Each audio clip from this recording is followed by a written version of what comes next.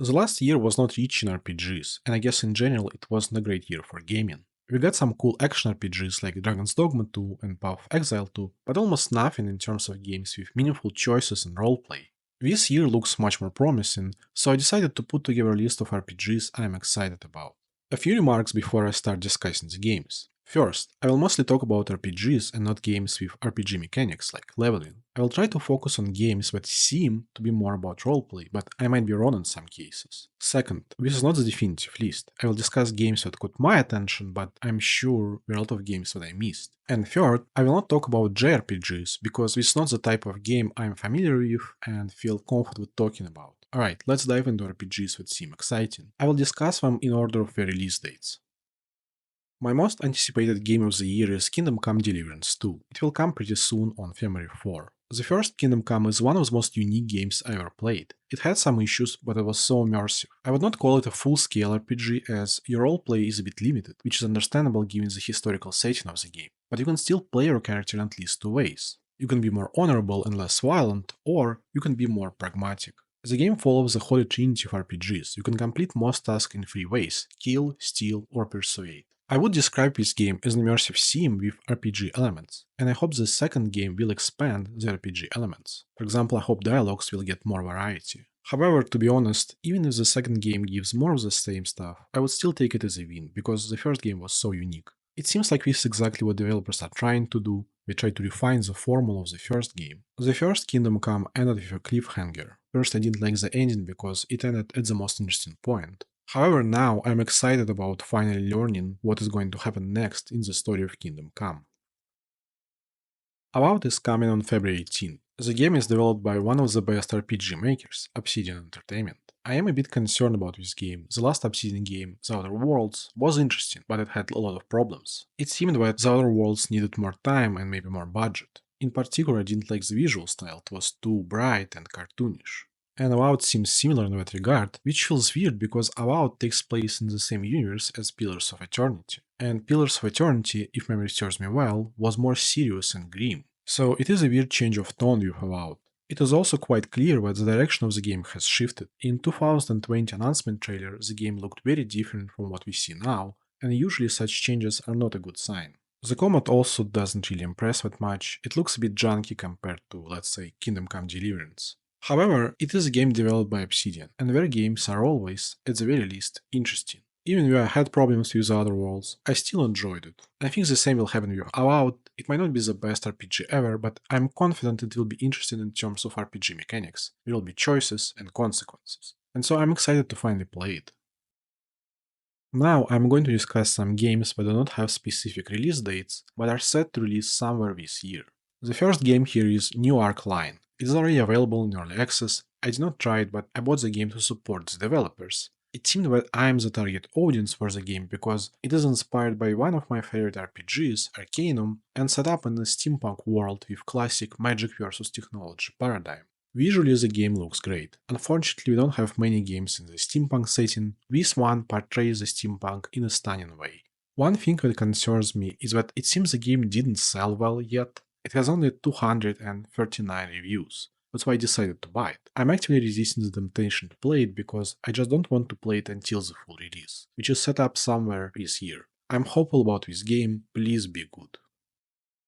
The next one is GreedFall 2. It is also available in early access. I did not play the first GreedFall, actually I don't know why, I just missed it for some reason, but it looks interesting, maybe I'll try it while waiting for GreedFall 2.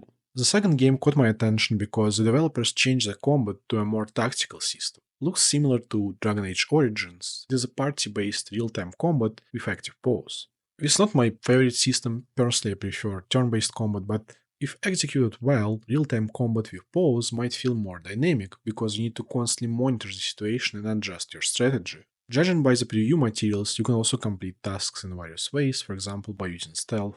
It seems that the game was released in a rough state, but it is in early access, so I hope it will be fixed with the full release, which is set up somewhere in 2025. The next game is probably my second most anticipated game of this year, MENACE, from Overhyped Studios, the creators of Battle Brothers, which is one of the greatest tactical RPGs.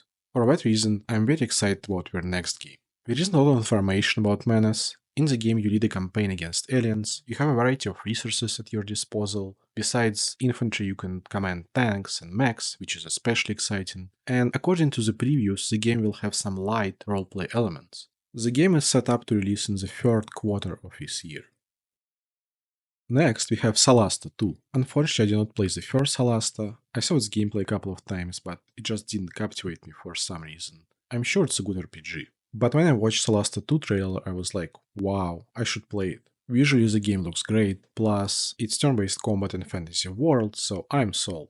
Solasta 2 is based on the D&D 5th rule set. There isn't a ton of information on the game. There's supposed to be a playable demo soon, so you can try it before buying the game, which is always a great sign because developers are not afraid to actually show their game. The game is set up to release in early access somewhere in 2025. The next one is Vampire: The Masquerade Bloodlines 2. Now, this game does not inspire optimism. It is a sequel to one of the greatest RPGs, so expectations are high, but the development history of this game is a mess. It was first announced in 2019, and in the beginning it looked extremely promising, because Brian Mitsoda was announced as a narrative lead. For those who don't know, he wrote the story for the first Bloodlines game. And additionally, Chris Avellone was a part of the team. Later, both of them left, the game was delayed multiple times, and the developer was changed to the Chinese room, who created some very interesting games like Dear Esther, but they never worked on RPGs. The preview materials also raised some concerns. For example, the game is going to have only 4 clans, which are basically different classes. In comparison, in the first Bloodlines, you can pick between 7 clans, but I guess we can't expect such variety nowadays. So again, the game does not inspire optimism. Personally, I would prefer a remake of the first Bloodlines. I don't think the second one is going to be a great RPG, but maybe it will be a decent immersive sim considering the Chinese room specialization. And it would be good enough for me. If the developers manage to immerse us in this cool world of Vampire Society, I will take it as a win. Bloodlines will be released in the first half of this year. It is already 2025 and there is no specific release date, so maybe it will be delayed again.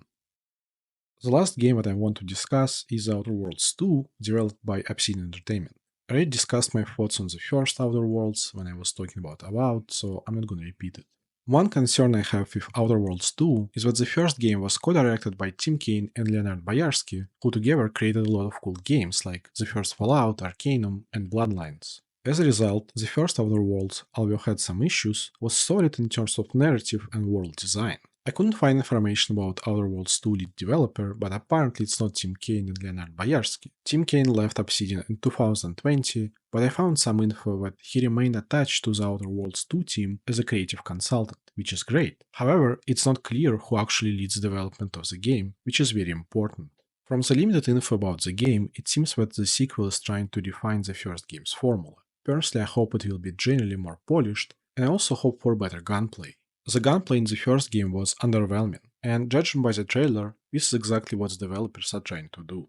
The game is set up to release this year. I think there is a big chance it will be delayed. It's just difficult to imagine Obsidian will release 2 big games in 1 year, but we will see. Now, some concluding thoughts. This year looks promising in terms of RPG games. I'm sure a lot of games I discussed will be delayed, and some of them might not turn out to be as great as I hope they would be. But at the very least, I'm pretty confident that Kingdom Come Deliverance 2 will be great, and it will be released soon. I can't wait for it. I'm also pretty sure that Avowed will be interesting, I'll definitely play it, and I have high hopes for MENACE. If the devs repeat the success of Battle Brothers, I will be so happy. If you want to learn more about the games I discussed, subscribe to the channel, I will try to cover all of them. And if you enjoyed this video, leave a like. See you in the next one.